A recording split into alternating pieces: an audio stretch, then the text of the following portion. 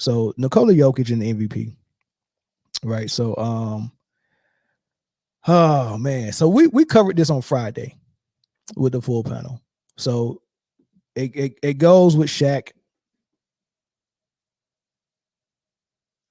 It goes with Shaq saying that he think SGA deserved the MVP. He gave his reasons why. I don't think his reasons why was that strong, but that don't mean he was wrong in his assessment. It was just that he just couldn't articulate it well. And a lot of people don't sit down and really think this thing through and come up with a criteria for awards in their head. But for a player like Shaq, he knows when he sees it. He just can't verbalize it. So what he was trying to say why SGA deserved the MVP, it wasn't connecting, right? But I know where he's coming from. And because I agree with him, I think SGA deserved it.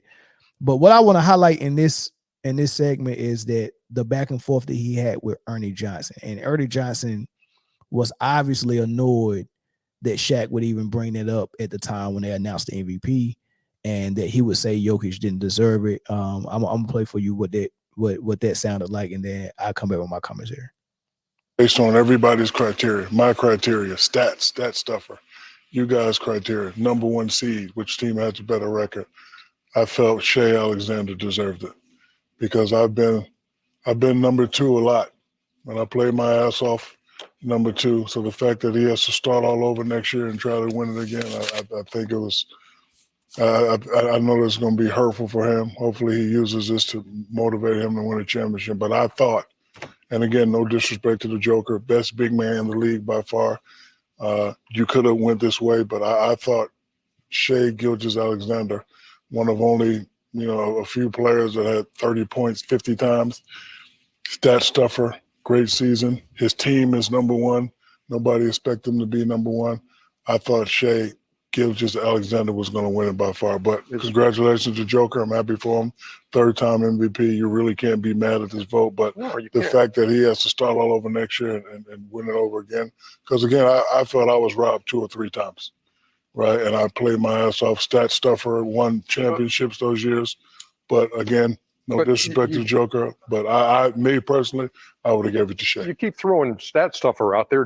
No, because that's my criteria for MVP. Nikola Jokic not stuff the stat sheet? Yeah, but not like Shai. Really? Shai is one of the few players that had 30 points in 50 games, yeah, Ernie. Well, but when you're talking about stuff in the stat sheet, look at all the triple doubles for Nikola Jokic and look at his ranks in scoring, rebounding, and assists. I don't think stat stuffing is an argument. Okay, but even doing all that, OKC was the number one. They had only by one game. They had identical records. It was a division record tiebreaker. Well, that was the separating factor. All this is subjective. Man. Yeah, it is. Well, and you're certainly entitled to. If you can make a case for any of those three to make it, and in addition to a few other ones. Actually, I thought you could have made. And I've said it before, and I just said I thought you could have made a case for 5 guys. Sure, without question. Anthony Edwards and Jalen Brunson. I thought anybody voted for one of those 5. I would have been like, okay, I can understand that. Because every year, idiots get on TV and talk about who's the best player. It never goes to the best player. It goes to who had the best regular season. Shaq said he got robbed. Not every year it doesn't. Well, most of the time. It goes to the guy. Yeah. So, Shaq said he got robbed. I don't know if he got robbed. I got robbed because I was the baddest mofo in the league. But let's talk about now. It doesn't go to the best player. It goes to the guy who had the best regular season. Well, you know what? Don't name me most valuable player then. Don't name me most valuable player. It goes to the most valuable player in the league. That was me. It does most not. Valuable player in the league. That's Shai Gilgeous-Alexander. Well, don't name it that then. Let's stick to it. It's subjective. Let's stick to this year. Let me give you the results, by the way. Because it really wasn't close. Ernie, he classless for this. Now that's surprising. First place votes, 79 for Joker, 15 for SGA, 4 for Luka, 1 for Giannis. None for Bronson? No. Total votes, total points, 926 for Joker, 640 for SGA, 566 for Luka. So it's Joker, SGA, and Luka Doncic, 1, 2, 3. I think that whole segment was funny, man. I'm gonna get to the part where I think that I want to talk about when Shaq said, "Well, don't name it the MVP if it's not the MVP. Don't name it that." I'm gonna get to that part, but I wanna point something out from the perspective that Shaq, Ernie, and Charles is coming from, right? Notice you didn't hear Kenny talking that much. This is a player who's never even been considered for MVP. So he didn't speak that much. He spoke at the end, but he let them duke it out. So his perspective is a player that, hey, look, man, I don't even know what it is to be MVP. So, I played with one, but, I'll let y'all have that conversation. Barkley is coming from the perspective of a guy who won one MVP, but he robbed Michael Jordan for the MVP, right? That's why he was like, it don't go to the best player. It goes to whoever had the best year that year. When he got the Phoenix his first year, he got in the best shape of his life. Tubby Tubs like Charles Barkley and, Carmelo and guys like that, they wasn't always in the best shape of their Luka, never been in the best shape of their life. But if they really lock in, they can come in the best shape they've ever been, and they can do it for 1 year when they're really motivated. Shaq did it when he went to Miami, when he was over almost 400 pounds his last year with the Lakers. He wasn't listed at 400 pounds, but on his own podcast, he said that I was 400 pounds in LA. Pat Riley made him lose all that weight when he came to Miami. He was in the best shape of his life. They won the finals that year with D Wade, right? But right after that, he went back to Fat Shaq, right? So they can get motivated and get in the best shape of their life for 1 year. And that's what Barkley did in Phoenix. He got in the best shape of his life.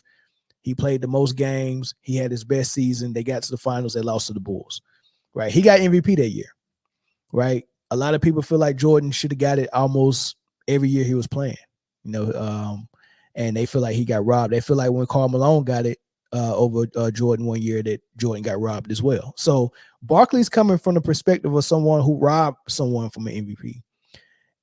And Shaquille O'Neal is coming from the perspective of someone who's only got one MVP, just like Charles Barkley. But he's coming from a perspective where he got robbed multiple times. Steve Nash got him 1 year. Dirk got him 1 year. Duncan, KG. There was a lot of MVPs that was being passed out that Shaq probably could have got. And I don't know why they wasn't giving it to Shaq. Some people would say because he had Kobe as a teammate, but those same people would also say Kobe wasn't that good. They would say Kobe was just hanging on Shaq's coattail. So I don't know how when he was playing at age 22 and 23 and 24 when he played with Shaq, like he was young playing with Shaq. I think Shaq left for Miami. Kobe wasn't even 27 yet. And if you want to, it's just weird that they try to use Kobe in retrospect to say that Shaq shouldn't have got more than one MVP. And then they do the same thing for Kobe. They say the reason why Kobe didn't get MVP is because he played with Shaq. I think it's just very weird, right? When you give two to Nash, right? So Shaq's coming from the perspective of someone who's been robbed, and Barkley's coming from the perspective of someone who's robbed. And then Ernie's coming from the perspective of, listen, man, why you got to talk about the white guy like that? I gotta protect the white guy because I'm the white guy too. You know what I mean? So why are you saying he didn't deserve it? And I think that's the perspective they all three are coming from, right? So but the last part about him saying that don't call it the MVP, I agree with him. If it doesn't really mean most valuable player, and for me, right, and I know I bore y'all with this every time I put it up, but this is really how I feel about it, right? Value is measured on offensive end, and value is measured on the defensive end as well. You don't measure value just on the offense and then act like defense don't exist. Basketball is 50-50 offense and defense, right? So what you do on the offensive end and defensive end has to be measured. So if I'm elite on the offensive end, like SGA is, and I'm also elite on the defensive end, like SGA is, and then you compare me with a guy who's elite on the offensive end and not elite on the defensive end, isn't it quite obvious which one is more valuable or which one is more valuable? If I'm valuable on both ends of the floor, and I'm not saying Jokic is not valuable on defense, but who's more valuable on defense? I think SGA is. I think they both are equally valuable on offense. I don't like to take it straight to triple-double stats, which what Ernie did. He was like, well, he's stuffing the stat sheets. He's getting triple-doubles. If it's all about who can get a triple-double, then I mean, what's the point of trying to win? Like if I'm trying to win and the criteria, not the criteria, but the formula and the offense that my coach designed for us to be in doesn't have me playing triple-double basketball, because triple-double basketball is if I'm the guy who's distributing the ball to everyone and you design an offense with shooters all around me, like Jokic or Luka. Like, Jokic has Michael Porter Jr., shooter. Caldwell Pope, shooter. Jamal Murray, shooter. Right? Everybody's a shooter except Aaron Gordon, but even he spreads the floor and hits threes every now and then. Then you come off the bench with guys that can shoot. So, and Eric Gordon is a slasher, a lob threat, and all this stuff. If you're going to design an offense where your best player is the one that's going to get the assists, but your best player is also the one who's going to be getting most of the shots, and then your best player is also a 7-foot center who's going to be getting rebounds, then you can lock him in for a triple-double almost every night. He's playing triple-double basketball. But if you're going to have a guy like SGA who says, hey, yeah, I'll play point, but I'm going to play off the ball a lot because Giddey is going to be the point guard starting, then we're going to come off the bench with Lou, or not come off the bench, but then we're going to let Lou Dort do it a little bit. And then SGA is going to do a little bit. But I want SGA to do his damage without the ball. I want him to come off screens. I want him to catch and shoot. I want him to get in that mid-range, get in that post. Like the offense that the Thunder run doesn't set him up for triple doubles. The offense that Luka runs set him up for triple doubles in a similar way for Jokic. So what the NBA is basically saying, ever since Westbrook averaged a triple double and got MVP, or really if you can go back further, ever since LeBron James started averaging 28, 7, and 7, close to a triple double, we fell in love with the triple-double stat itself, and anything close to a triple-double is MVP status for us, right? So what's really going on is they're watching the numbers and the stats and saying, oh, man, he's close to a triple-double. He's got to be in the MVP race, and that's the people who's been getting it. Harden was close to a triple-double, got MVP. Westbrook averaged a triple-double, got MVP. Jokic close to a triple-double, got MVP. Luka plays triple-double basketball, and every year he's the preseason favorite to win MVP because we think that averaging triple-double equals MVP. So the people like Tatum, SGA, Edwards that's playing lockdown defense and scoring at a high level and winning at a high level, because you're looking at Tatum and Celtics, the best record in the league, looking at OKC and SGA, the best record in the West, and you're looking at Minnesota, the third best record in the West, rated top 5 in offense and defense. I think number 1 in defense. So defense matters less than triple-double numbers, right? So the way they vote now for MVP, this triangle that I have with offensive value, defensive value, and team success would be replaced, and it'll just be whoever gets closer to a triple-double. Defense don't matter. Team success don't matter. Luka wasn't even a top 5 team. He wasn't even top 5 in his conference. Well, he was. I think he was number 5. But he was number 8 to number 10 most of the season, and then they made a late surge after the All-Star break, or after the trade deadline, to get the number 5, and they barely got the number 5. But in the league, he's not top 5 if you add the East and the West Coast to it. So his team ain't even performing that well. The success is not even really there like it is for the other candidates, or the other guys that should have been candidates like Tatum and Edwards, right? So they value the triple-double more than winning, and they value the triple-double more than defense. So you would take defense out of that triangle, you would take winning out of that triangle, and offensive value and triple-double would be the only things that they would consider. Defense and team success is optional. You don't have to have it, according to the media, according to Ernie Johnson, right? So that's my whole gripe with the MVP, is that we think the triple-double is the end-all, be-all, and we don't value team success, and we don't value defensive value as well, right? Last thing I say about this before I open the phone lines up, right? SGA was number one in the West record wise. Now that record was the exact same as Jokic. They both won 57 games, I think. But he got the number one record because they had the tiebreaker, right? He won the head-to-head battles. So number one seed in the West. He's got home court advantage throughout the whole playoffs until he gets to the finals.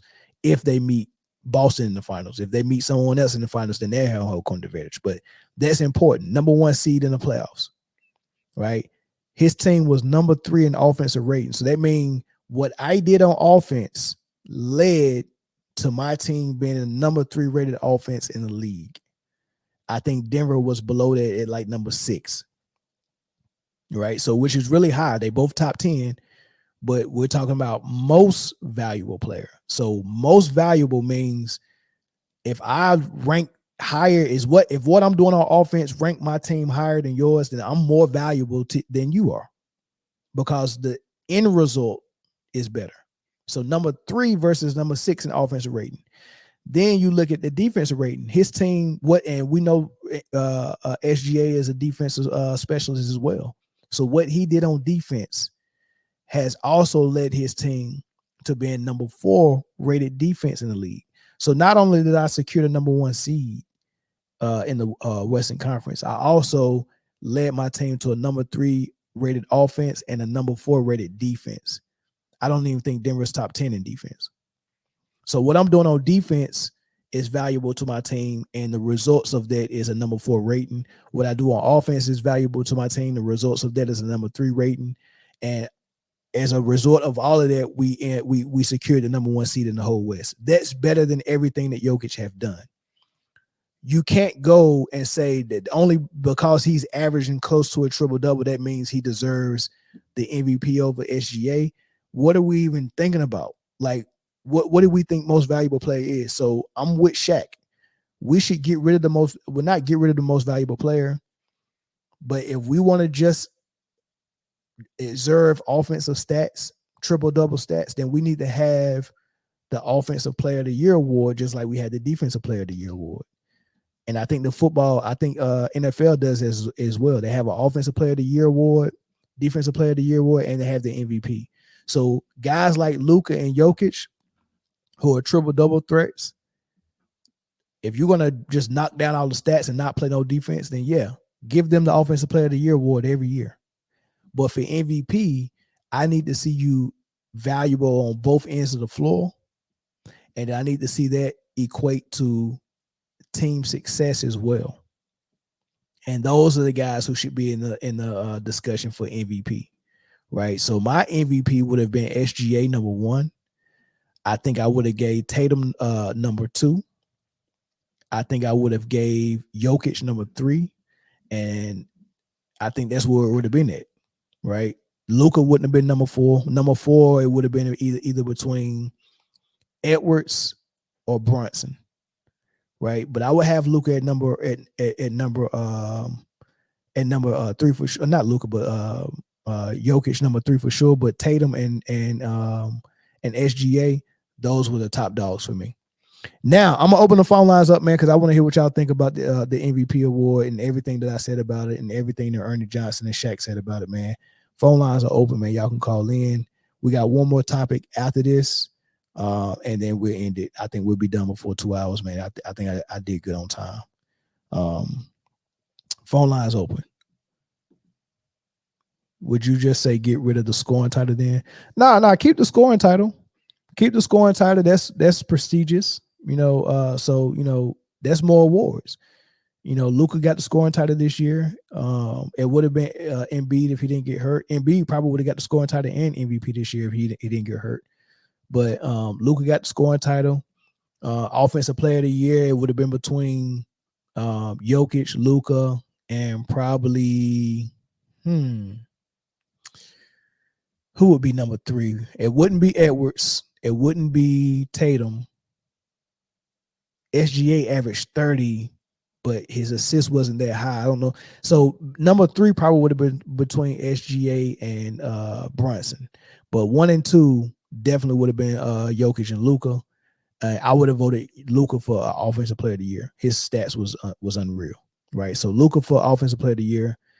So Luka would have got the scoring title and Offensive Player of the Year, and MVP would have went to SGA. That's how I would have done it. Crazy how defense and team success is ignored for the MVP. Analytic nerds ruined the NBA. I agree 100%. Like, they don't even consider it. Like, even when you heard Shaq trying to make a case for SGA, he didn't even remember to mention defense. Like, we've been so conditioned so long to just go with the stats and the analytics and the triple double threats and all that stuff. We don't even mention defense anymore. It's not like it's very easy to just ignore, and they don't even bring it up no more. And then team success will be next. Like, they mentioned team success a little bit now, but that's gonna be the next thing that's out the window. So, yeah, that's a good point. Brunson in my top 3 because of what he did with the Knicks after Randy got hurt. Sure, a lot of people got Brunson high now, but I can't ignore what Tatum and Edwards did. Can't ignore that. But the Knicks being a number 2 seed, yeah, I can see that. I can see him over Luka. So, like I said, it would have been SGA, Tatum, Jokic, Edwards, and then Brunson, and then probably Luka 6. But once they narrow it down to the top 3, I don't even know how Giannis got a vote. Giannis got 1 vote for first place. So that's very weird. Yeah, you can make an argument Duncan should have won more. And I remember the year that J Kidd 2 years in a row got his team to the conference finals, and 1 year they went to the finals. J Kidd was on one. I don't even think he was even in the discussion. I remember the year, and the year that everyone said that Kobe should have won it over Nash. I disagree. I think Chauncey Billups should have got it over Kobe and Nash. Now, Kobe was averaging over 30 points, like 34 points a game, but his team was like in the number 5 or number 6 seed in the West. I can't go for that. I can't get an MVP to a number 5 seed. I don't care how bad your team was. But Nash got it that year. But the reason why they got it is because they did process of elimination. They eliminated Kobe for having not having a top seed in the West, being number 5 or number 6, and then they eliminated Chauncey Billups by saying that he had too much help with Rashid, Ben, Rip, and Tayshaun. So they was like, Billups, which is the same thing they did for Tatum this year. You're number 1 seed, but your team is stacked. You know what I'm saying? You got White, Holiday, Porzingis, Brown. So that was like, Tatum, I don't care how good you got. Like, this dude won 65 games this year. Nobody else won 60. The closest to 60 was the 57 that OKC and Denver got. But they the talk for Tatum was that now your team's too good. You got too many good players, so we can't even talk about you. Yeah, you're playing great defense, great offense, you're rebounding great, and your team got the best record in the league. But he wasn't even a top 5 candidate. Like Tatum, as a matter of fact, let me look at the votes. I think I got it unless I deleted it. Let me see this. Oh man, I deleted it. But yeah, I think the top 5 candidates was 79 first place votes for Jokic, 15 first place votes for SGA, around 5 for Luka. So that's 3. Number 4 was Giannis with 1 first place vote. So nobody else got first place votes. It was only 4 people that got first place votes. Number 5 was not even Tatum. I think number 5 might have been Brunson. So Tatum wasn't even in the top 5. They just totally dismissed him. That's the same thing they did to Billups the year that Nash won. They said, Billups, your team's too good. You got too much help. You can't be considered. But the first MVP that Nash got, he averaged about 15 assists. About 15 points, 10 assists, and his team won about 63 games, right? Then the next year, Chauncey Billups averaged more points, more assists, and his team got more wins. And they told him, we can't vote for you because your team's too good. And they gave it to Nash again. So Billups was the real person that got robbed, because the year that he deserved it, his team was number 1 in the league, just like Jason Tatum. Like this junk is crazy, man. The way they do this, and I think the NBA, well, I'm not gonna say the NBA, but I think the media likes it this way, because if there's no real criteria on what we're voting for, we get to change it every year, and whatever story we want to paint, we can make it real to vote for anybody. We can snub anybody or anything. There's no real criteria, right? But lately the criteria is whoever gets closer to a triple double. Who, if you get close to a triple double and your team happen to be successful, we can justify it. The only reason why Luka's not getting that many first place votes is because his team hasn't finished in top 2, top 3, number 1, and nothing like that, right? But as soon as Luka and Dallas get top 3 finish in the West, he's going to get MVP. That's all they're waiting on. But that wasn't good enough for SGA, Tatum, or Edwards, right? It's just not good enough for them. Playing defense is not good enough, right? Triple doubles is the only thing we respect when it comes to MVP. And I think that needs to change. I think offensive player of the year is in order and all that stuff. I ain't get no call-ins, man. I thought y'all would like this topic. No call-ins on this topic. All right, let's go to the last topic then.